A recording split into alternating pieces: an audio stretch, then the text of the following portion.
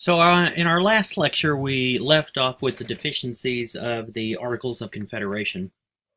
And I said that in the next lesson, we would be dealing with the development of the Constitution. So, we're going to be looking today at the development of the Constitution, what some of the issues were that faced the Founding Fathers as they started to develop this document and our government. And so your core course learning objectives are identify the conflicts present and the compromises reached in drafting the Constitution, and summarize the core features of the structures of U.S. government under the Constitution. Our departmental learning outcomes, our objectives are explain the origin and development of constitutional democracy in the United States, demonstrate knowledge of the federal system, describe separation of powers and checks and balances in both theory and practice, and demonstrate knowledge of the legislative, executive, and judicial branches of government. And so today we're actually going to start building upon some of these departmental learning outcomes or objectives, and we will build upon these in the lectures to come. But our essential question, what conflicts and compromises emerged during the drafting of the Constitution? And number two, what are the core features and structures of the U.S. government according to the Constitution? Now, in the background, if you hear my dog barking, I apologize for that. She is a little upset. The cats are bothering her, but anyway, she's fine, and so you might hear that a little bit in the background. So the development of the Constitution. The founders didn't really set out to throw away the Articles of Confederation. They simply wanted to revise them. But there were a lot of challenges in revising them because they had to have all 13 colonies, or states in this matter, agree to revise them. And getting all 13 states to agree on something is very, very difficult. And so in 1786, Virginia and Maryland, who were embroiled in an interstate commerce issue that I mentioned in the last lecture, they're going to initiate a convention. And so they're going to invite delegates from all the states to meet in Annapolis, Maryland, to revise the Articles of Confederation. They are not... their goal is not to create a new document, it's to revise the one that they currently have. And so they're going to invite some delegates. Only 5 states are going to send representatives. And remember, they need all 13 to agree in order to change the articles, so they don't have the quorum necessary to make changes or revisions. And so Alexander Hamilton and James Madison, they will request all states send delegates to another convention in Philadelphia the following year to once again try to revise the Articles of Confederation. So they essentially have a meeting, and the meeting doesn't pan out, so they plan another meeting.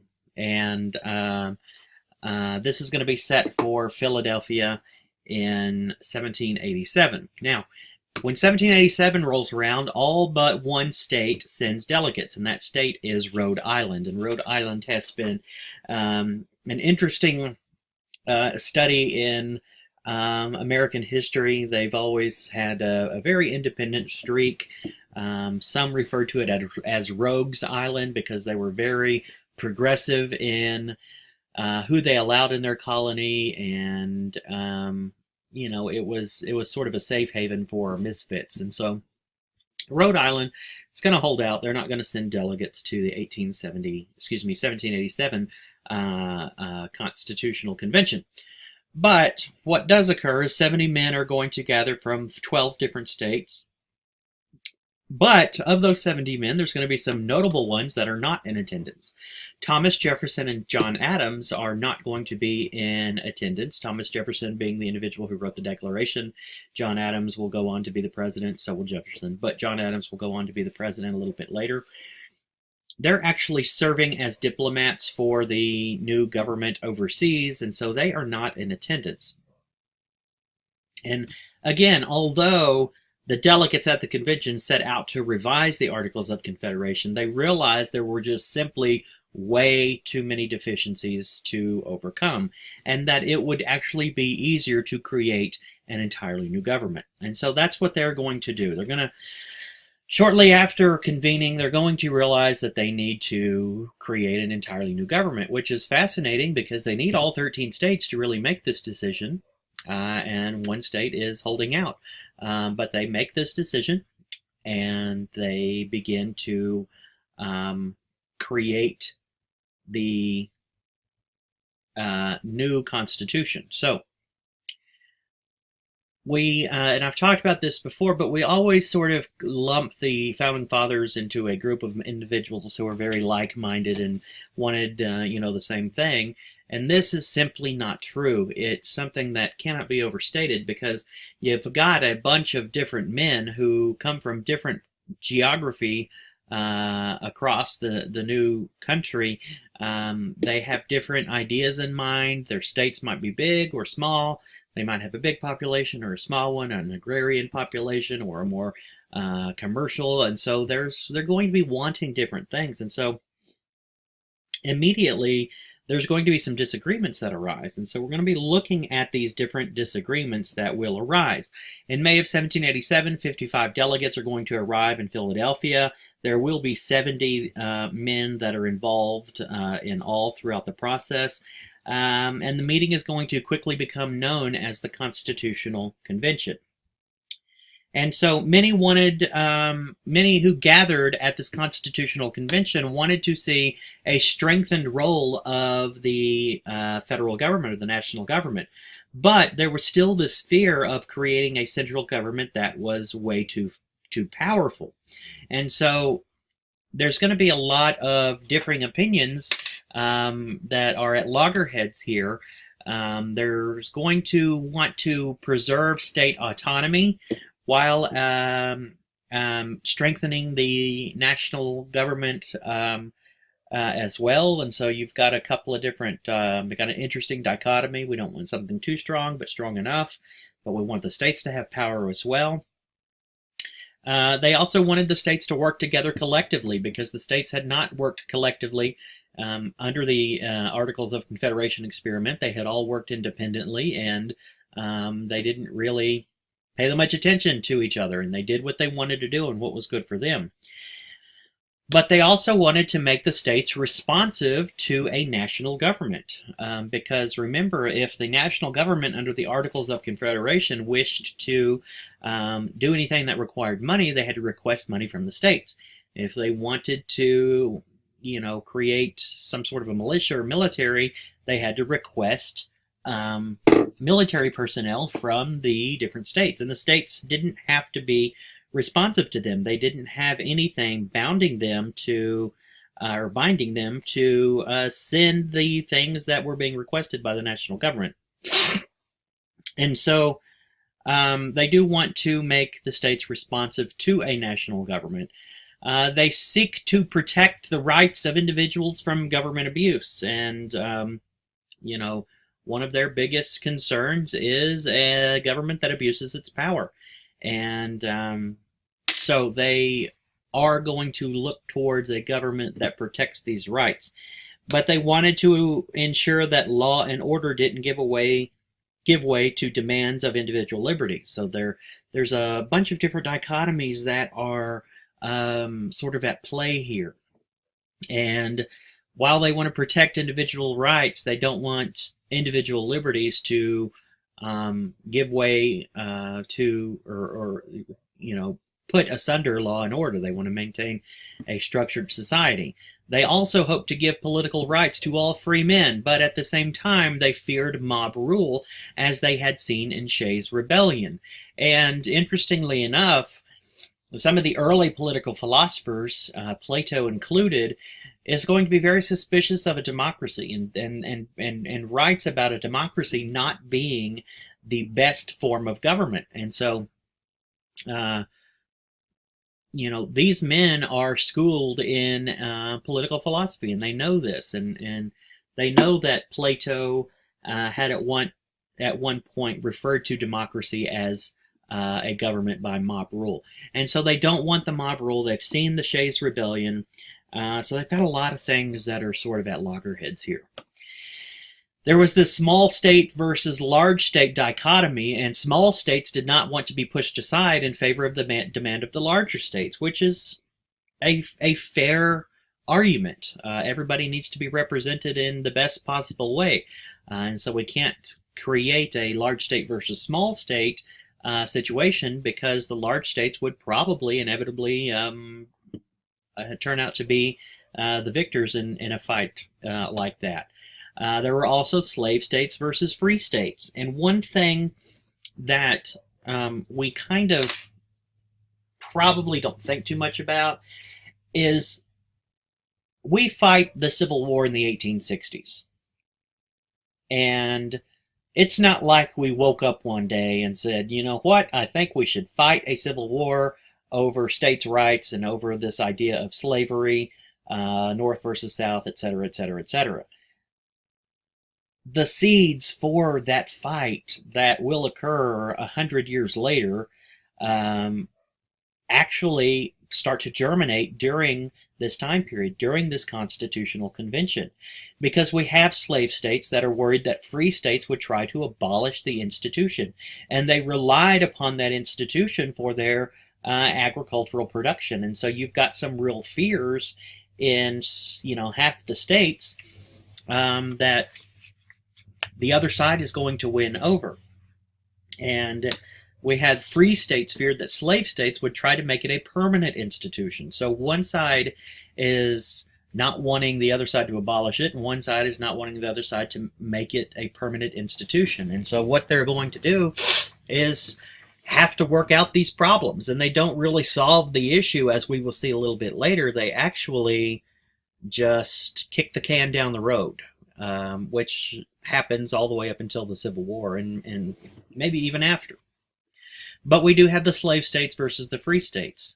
And then we have the loan agreement between the states. So there's a whole bunch of disagreements, but they can all come together and agree on something. And what they agree on is that George Washington should be the president of the convention, because Washington is the general in charge of the army that defeated the British. He is a national war hero, commander of that Continental Army, hero of the American Revolution, and so he is highly respected. And so he does become the president of the Constitutional Convention, and he's also one of these individuals out of Virginia that is engaged in this commerce issue with Maryland that pushes for this convention. And so he's got a hand in what is going on.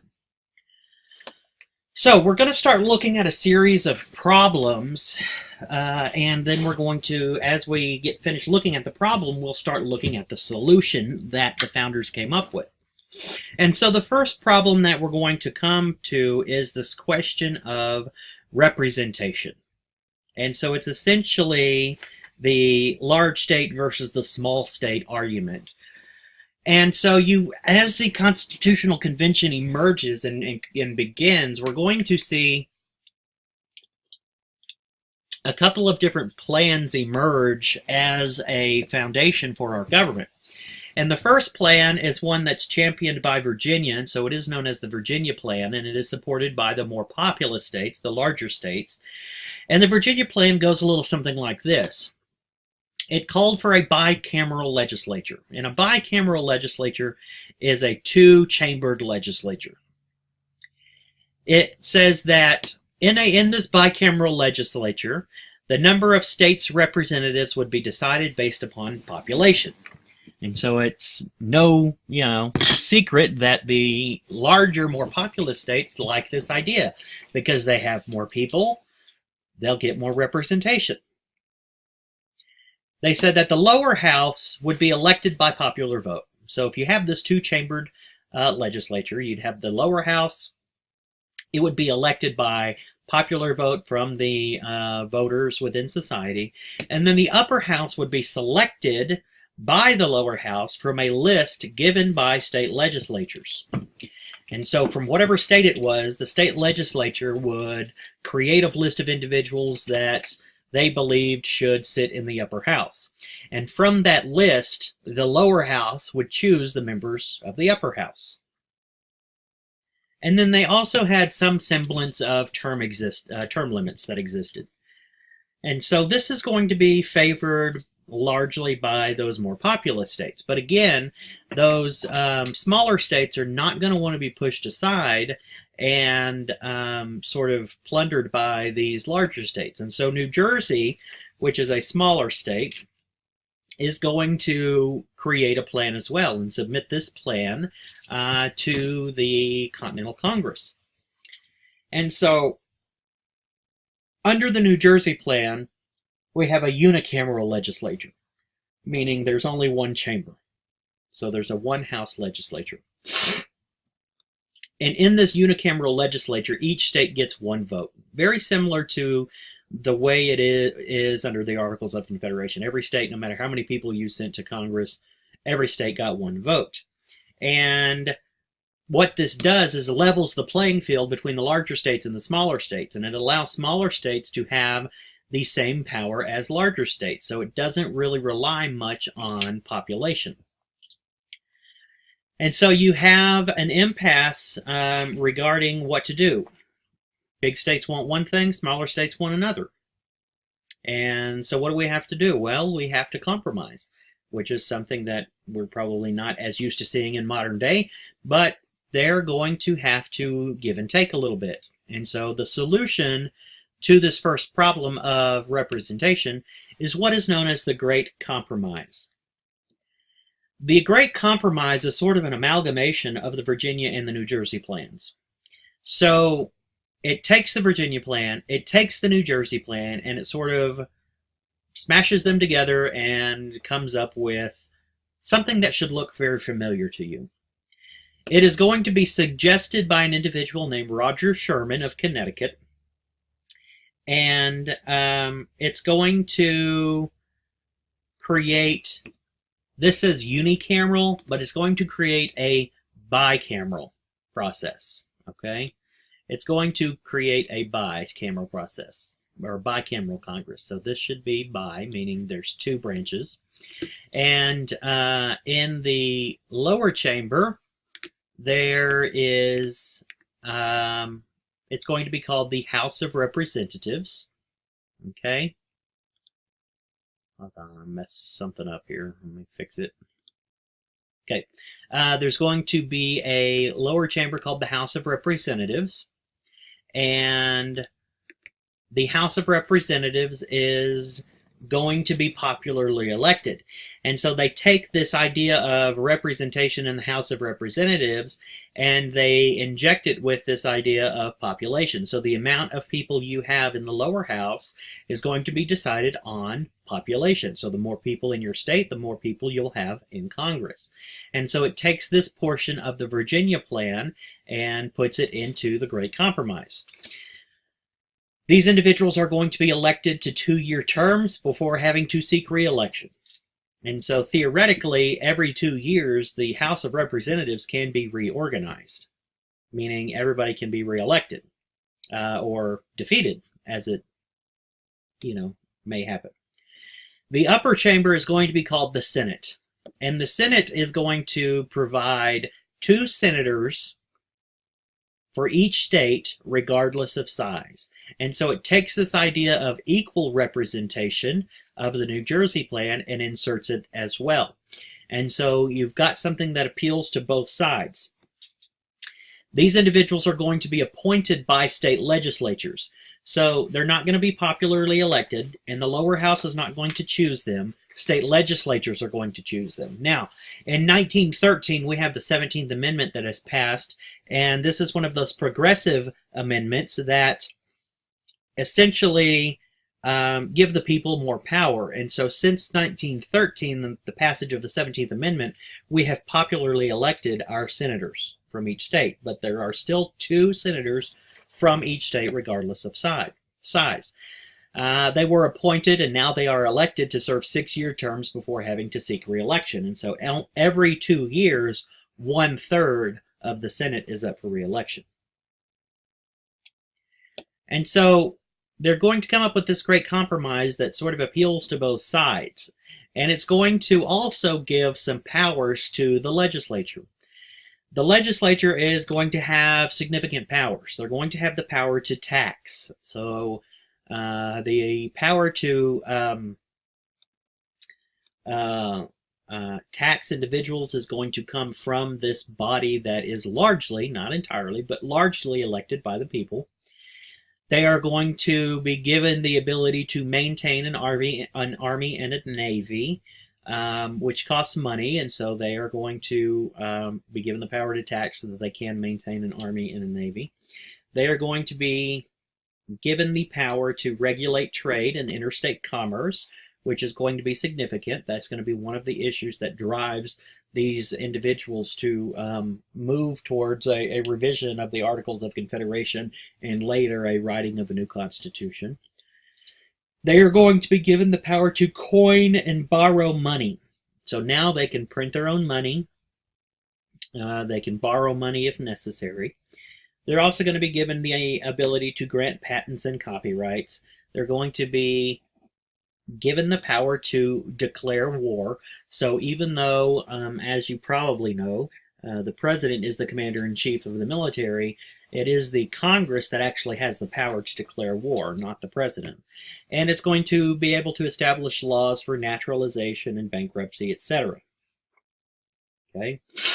So when it comes to legislation, out of this bicameral legislature, the legislation can be proposed by either chamber, but it has to pass both chambers by a majority vote. And so if something passes in one house and passes in a different way in another house, they have to hammer that out. So it has to pass both chambers in identical form by a majority vote. Except all bills to raise revenue had to begin in the House. And the reason for this is because if you remember back to some of the complaints that colonists had against Great Britain, was that they were being taxed directly by people they had not voted for. And so by creating a system where revenue has to be raised from the House of Representatives, it meant that only men elected by voters could levy taxes on their constituents. And so people had the ability to sort of check this. If you didn't like the fact that you were being charged a tax, then you could re-elect somebody else who was in your favor. And so there was representation, with that taxation.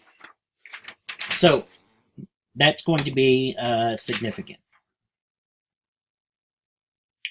So they're going to hammer out the Great Compromise that is going to help to solve the debate between small states and large states. So that moves us on to our next problem, which is slavery and freedom. There is a fundamental division that divides the states, that separated these states. Northern states, by and large, had abolished or instituted plans to abolish slavery. Now, they're going to do this because many people believed that slavery opposed the ideals of the Declaration of Independence. It ran counter to the teachings of Christianity, and some feared for the safety of the country's white population.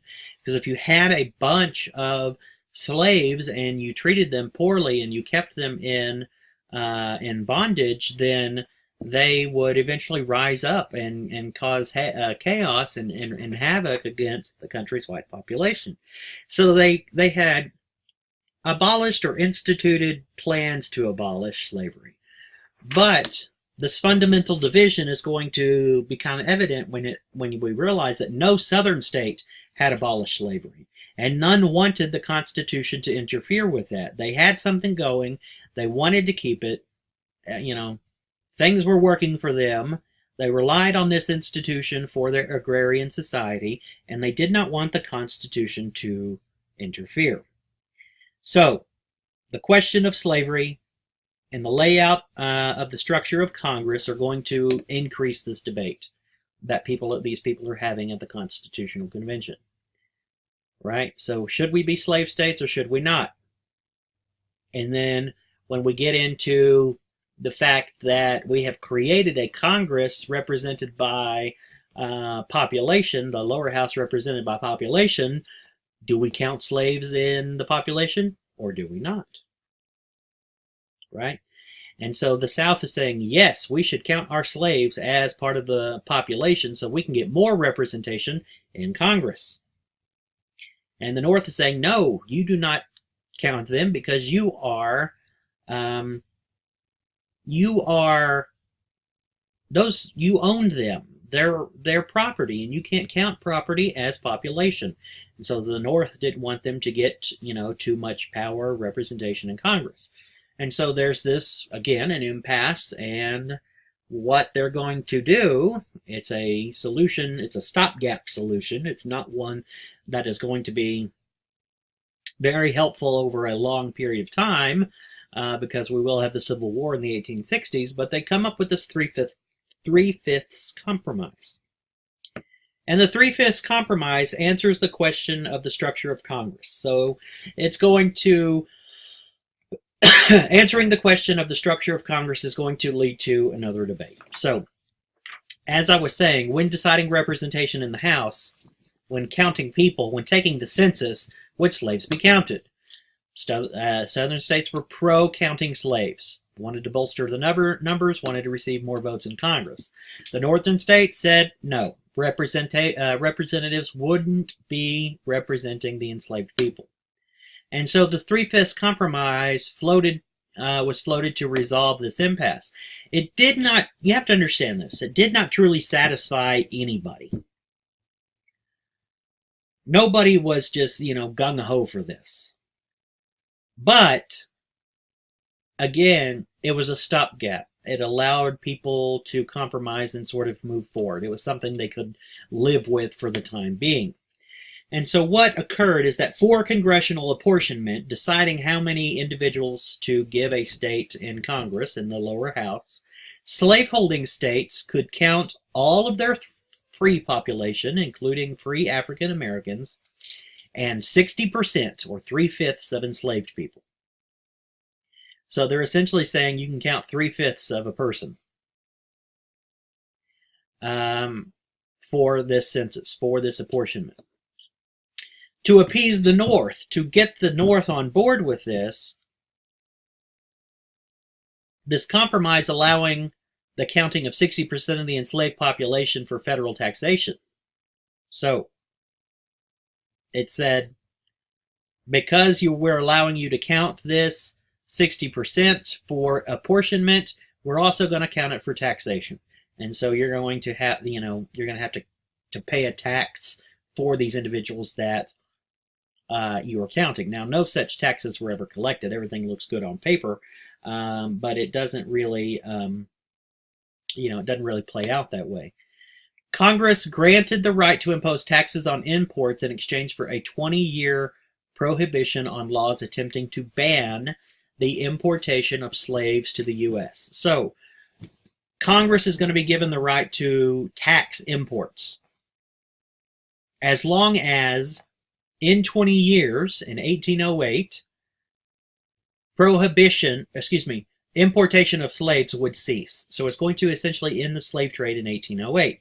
So between 1787 and 1808, slaves can still be imported, but they can be taxed. Slaves are still going to be imported. However, after 1808, you can have all the slaves that are within our borders already, but you cannot import any more. It's going to end the slave trade in 1808. So that was part of the way that they could get the North to get on board. It also is going to enact Article 4, Clause 3, which is the Fugitive Slave Laws. This prohibited slaves from gaining freedom by escaping to a free state, and it allowed slave owners to reclaim their, quote, property of a fugitive slave. But there was no real attempt made to abolish slavery at this time. And although this becomes a solution for the time being, it is going to kick the can down the road, and it's going to require that later generations pick up this issue, and it is something that we will grapple with all the way through the Civil War. So, we call it a solution because it allows us to work through the problem at the convention. Don't really know that it was a true solution. And so this brings us to another problem. Federal supremacy versus state sovereignty. We had operated under the Articles of Confederation that allowed significant state sovereignty. We had operated under a king that had significant federal supremacy. And so now we have to decide which one we're going to go to. Which one we're going to allow, federal supremacy or state sovereignty.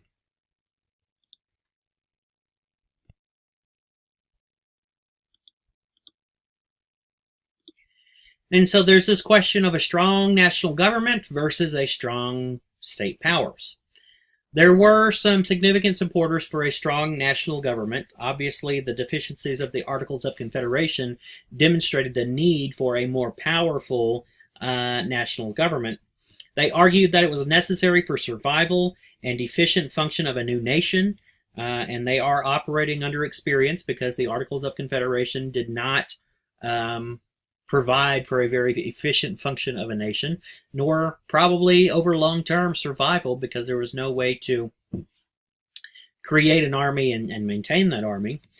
They argued that they needed authority to maintain an army and a navy, or the nation would be in peril, kind of what I was just going back to, the idea that, we've still got European powers lurking in the Americas that could very easily defeat such a small and fledgling nation who did not have an army or a navy. They argue that there was a need for the power to tax and regulate trade in order to have enough money to maintain the nation's infrastructure, right? Infrastructure things that are helpful for, excuse me, I think I misread that. In order to have enough money to maintain the nation's defense, protect American farmers and manufacturers from foreign competition, create infrastructure necessary for interstate commerce and communications, and then maintain foreign embassies, pay federal judges and other officials. Essentially, it's extremely expensive to have a government and to run a government. And a government without the power to tax or without the power to regulate trade cannot function. And so they needed they needed the ability to tax and regulate trade to accomplish all of these things, to protect from foreign competition, because we'd already seen Great Britain flooding the nation with lower goods than what the Americans were making, and so it was hurting American economy. Obviously, national defense with the Europeans lurking in the Americas, protecting the farmers and manufacturers, creating an infrastructure, a road system, things like that necessary so that it was easy to facilitate interstate commerce and communication. So there's a lot of stuff that goes into this. There is a need for a strong national government. Other nations would also be very reluctant to loan the United States money if they didn't have the ability to tax and potentially pay that money back. If they had no revenue stream coming in, they wouldn't be able to repay any loan money. And so then, they can't borrow money from somebody if they can't pay it back. And these supporters of a strong national government were typically approvers of the Virginia Plan. And so it's going to be individuals from these larger states that agree with this. And so these are the arguments for federal supremacy. But there is the argument for state sovereignty. And these supporters had some real fears. They feared that the strong national government might become too powerful and use its authority to oppress citizens and deprive them of their rights. They felt like that had been done under the king, under the British government. They were being deprived of their rights. They were being oppressed, and they didn't want to do that again. And they feared that a strong national government would do that. They advocated for a central government with sufficient authority to defend the nation, but insisted that other powers be left to the states. So they thought that really the only role that the central government should play would be to protect the nation, defend the nation, provide national security, but that the states should run all of the other affairs, and that's where the power should be. They argued that states still retain a lot of power, including the power over the national government. So they really want a confederacy instead of a federal government, a loose alliance of states that really wield power over the national government. That's what a confederacy is. But the others who wanted a federal, a supreme federal government were really fighting for a federal system. Typically, these individuals were individuals who liked the New Jersey plan, and so we still have a divide along these same lines. It's just with an entirely new problem that they're having to work out. And so they come up with a solution, a couple of solutions. The first is the separation of power and checks and balances. And so, separation of power, checks and balances, this idea of supreme federal government versus states' rights is going to be one of the chief concerns at the convention.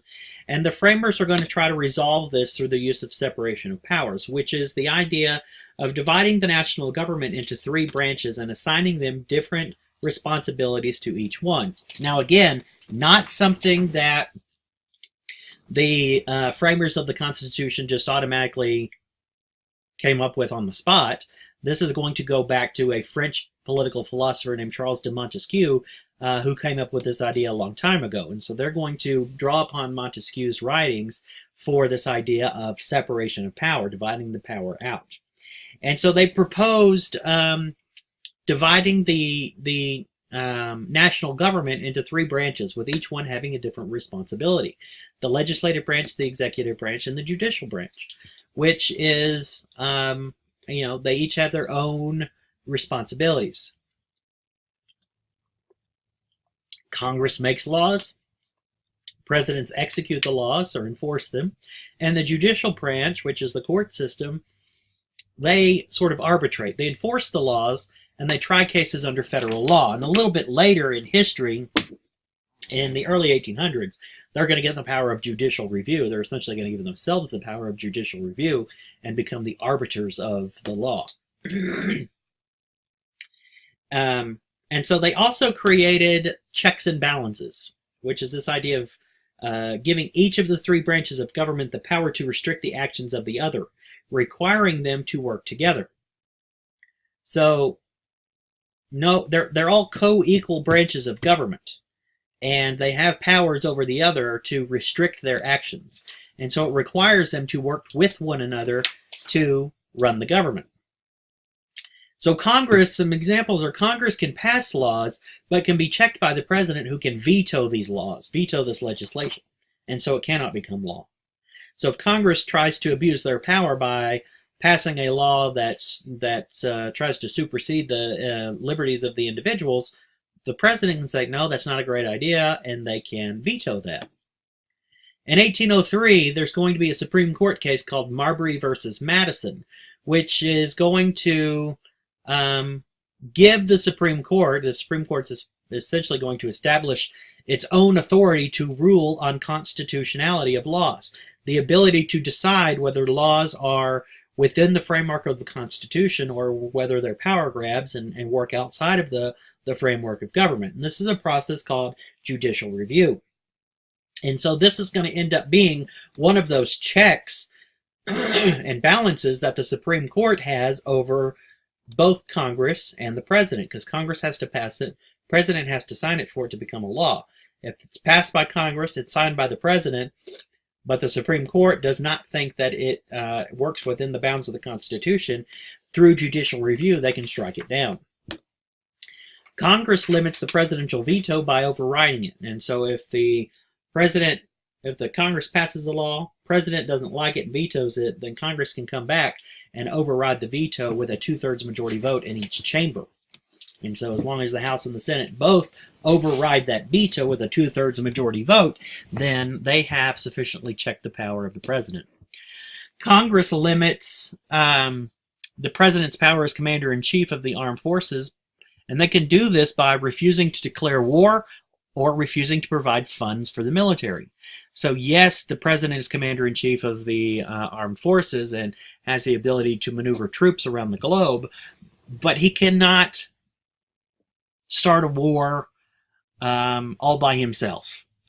Now, there have been military interventions in history, most notably Korea and Vietnam, that we refer to as wars. No war was ever, neither one of those wars was ever declared by Congress. And so it's really considered to be a conflict. Um, the Congress has to declare a war for it to be an actual war. And the Congress can check the power, even if the commander in chief gets into these areas and starts maneuvering the military around in many different places. They can start reeling back some of the funds for the military. And this is an unpopular way of limiting the president, because no congressman wants to be seen as somebody who cuts funding for military, especially when they are, out there fighting for protection of the nation. But these checks are there. Now, whether or not they use them, that's entirely up to them. The president is also checked in his appointment process by the Senate. The Senate must approve any appointments that the president makes regarding Supreme Court decisions, federal court judges, ambassadors, members of the cabinet. And so the Senate will have to advise and consent to the president's choice. And so it's not like the president can just fill his cabinet with individuals that are not good for the job, because the Senate has an oversight of that process. The Senate must also approve all treaties signed by the president. So the president has the ability to negotiate treaties with other nations, but he just cannot approve all. He cannot just enter into a treaty with another nation without any oversight. The Senate has to approve that.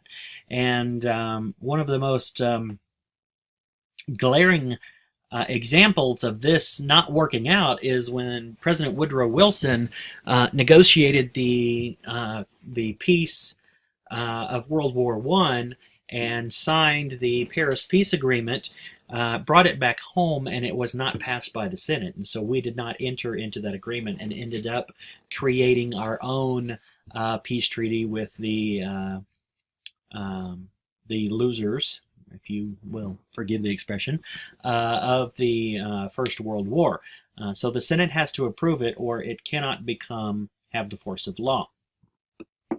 And because of this, notably in World War I, the League of Nations is going to fail because America is not a part of it, and America is not there to sort of arbitrate between all these European powers. Congress may remove a president from office. So there is this idea of impeachment. But each chamber must work together. So if there are issues with the president, high crimes and misdemeanors, treason, things like that, the House has the ability to impeach the president. And when a president is impeached, it does not mean they are automatically thrown out of office. The House must vote to impeach, which simply means to bring up on formal charges. Now, there have been 2 presidents in American history that have been impeached from office. The 17th president, Andrew Johnson, who took over for Abraham Lincoln, he was impeached by Congress for, I believe, it was anytime there's an impeachment, it's typically very political in nature. But he dismissed, I believe, Edwin Stanton, who was the Secretary of War, and the Senate said he couldn't do that. Anyway, he becomes impeached, but he is not removed from office, because in order to be removed from office, the Senate has to try the case in a trial, in a proceeding that is overseen by the Chief Justice of the Supreme Court. And Johnson escaped removal from office because he essentially won those proceedings. And then the second president to be impeached was Bill Clinton, who was impeached on perjury charges, I believe, lying to a federal grand jury. And again, he was not removed from office. He was just brought up on those charges because he had the votes in the Senate to essentially acquit him. But Congress may remove a president from office should that become a thing. And then the president is removed if found guilty. And the reason that Richard Nixon will resign from office in the 70s is because he saw the writing on the wall, knew that he would be impeached, he knew that he would be tried by the Senate, and he would be removed from office. There were enough votes. And so we have checks and balances and separation of powers that become a solution to this idea of federal power versus state power, but then there's more to it. The framers are going to create a federal system of government, which ensures that the national government would be restricted and the states would retain a degree of sovereignty. And so in a federal system, power is divided between the federal or national government and the state governments. Each has power. And each have certain powers that they are given and allotted, responsibilities.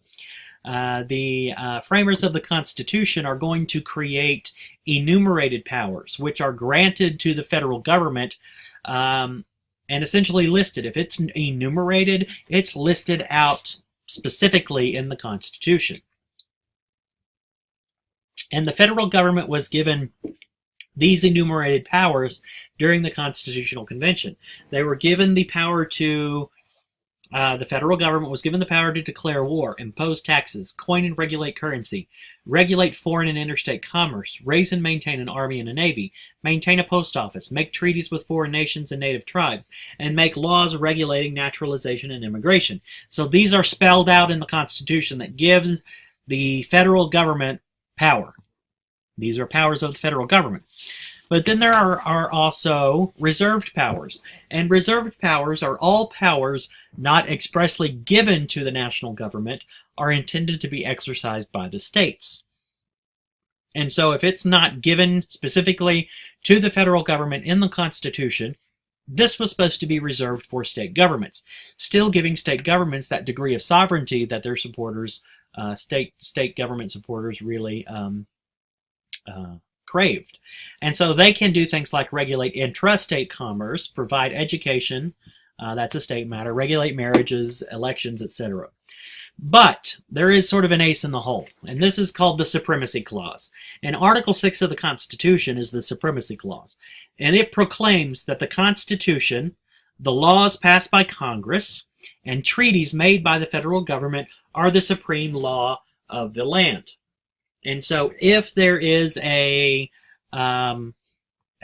law passed by the states that tries to supersede a federal law, it is going to be the federal law that is going to trump the state law.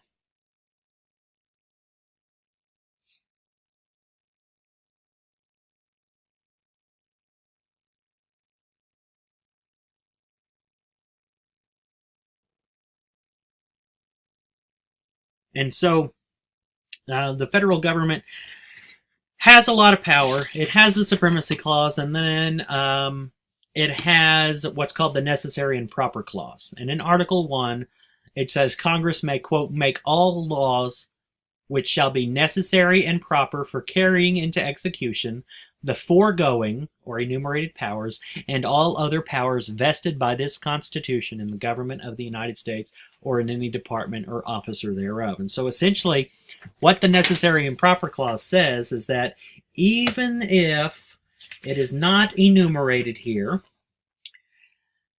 Congress, as it is carrying out these enumerated jobs, these enumerated responsibilities, if they need to expand their power a little bit to carry out these responsibilities, they can do whatever is necessary and proper. So there is that proper thing where, you have to stay within the bounds of the law. Whatever is necessary and proper to carry out these laws. And so this is sometimes called the Elastic Clause because it allows Congress to sort of expand and retract their power as necessary in carrying out certain powers. And so I realize, folks, that this was a very long lecture, very dense. I apologize. I do endeavor to keep these lectures a little bit less wordy and less long, but it is what it is. And so we're going to stop there. And I'll see you in our next lecture.